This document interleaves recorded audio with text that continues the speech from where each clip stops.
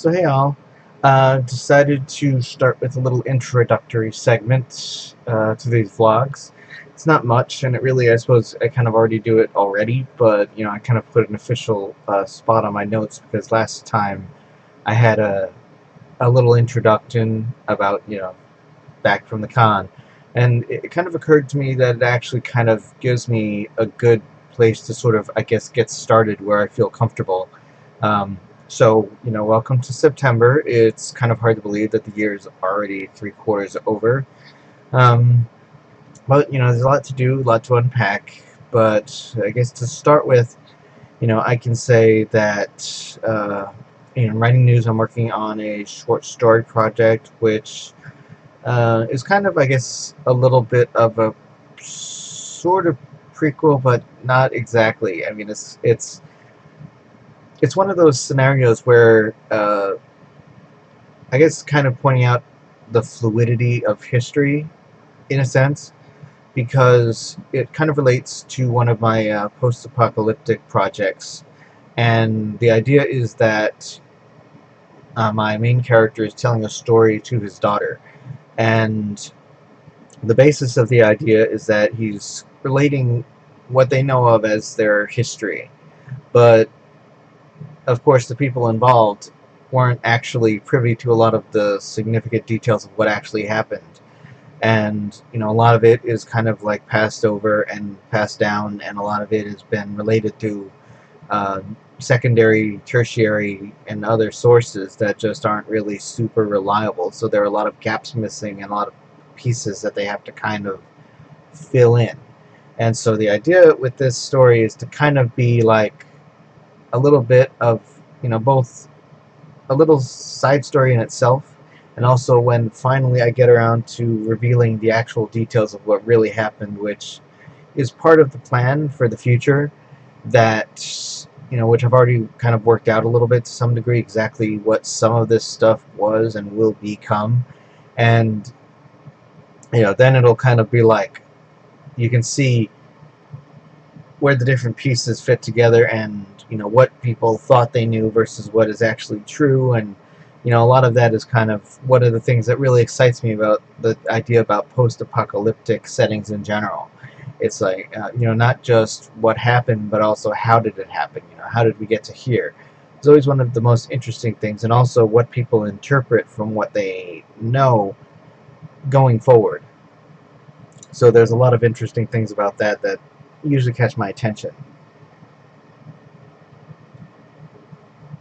Let's see.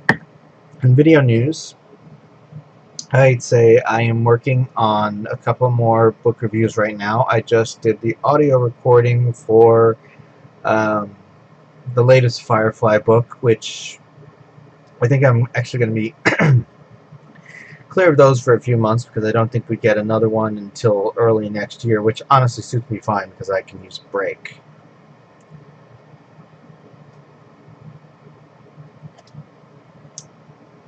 I'm still reading a couple of other books, but I need to work up some non-review topics. I've had some trouble just coming up with ideas and scripts for non-book reviews, just because it's like, I have to find something that I know some amount of stuff about, that I guess that I feel like I can speak to, because some of the writing topics that I've done before, it's like I feel like I have a pretty good grasp on the ideas.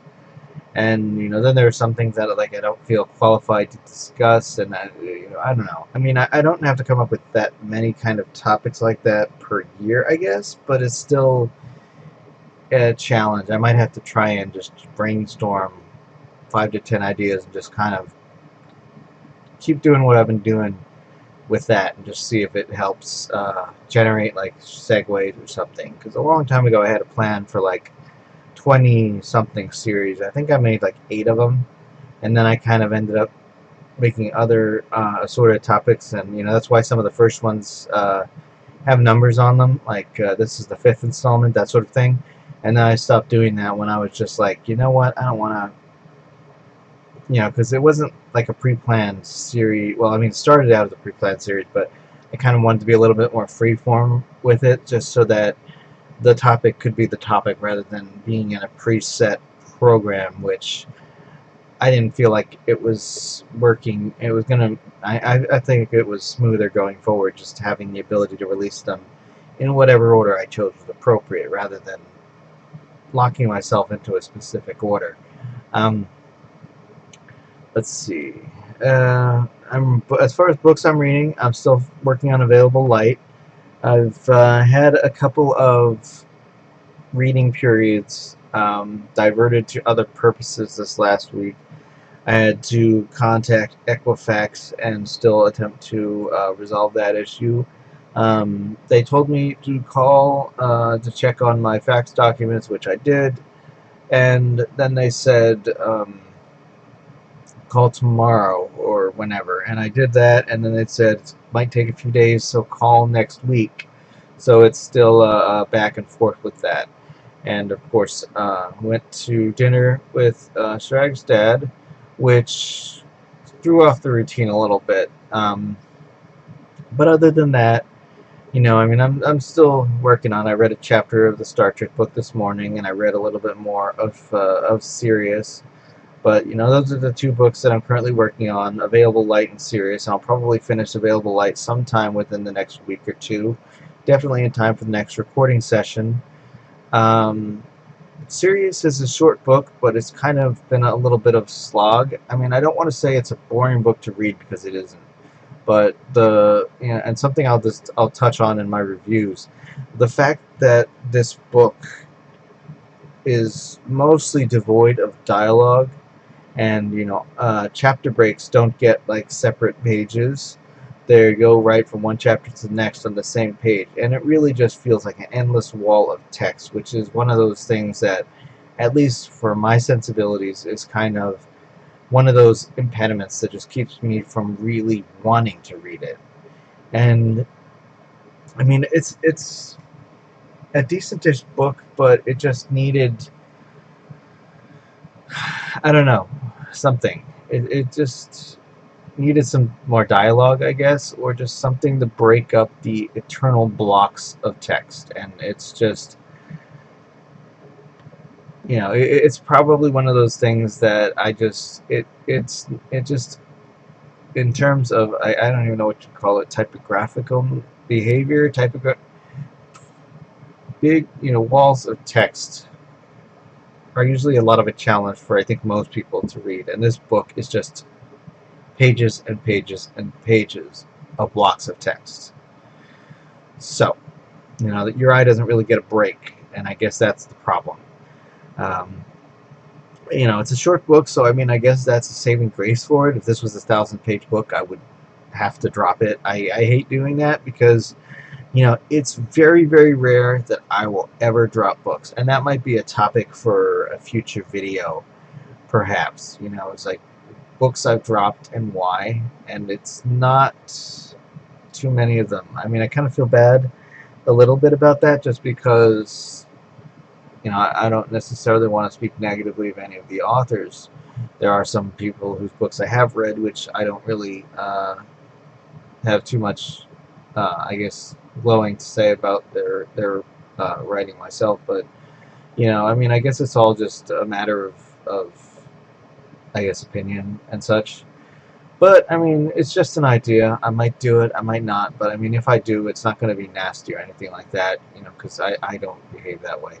But I mean, I might, like I said, provide an insight as to, at least in my case, why this book was not for me and why I just could not continue.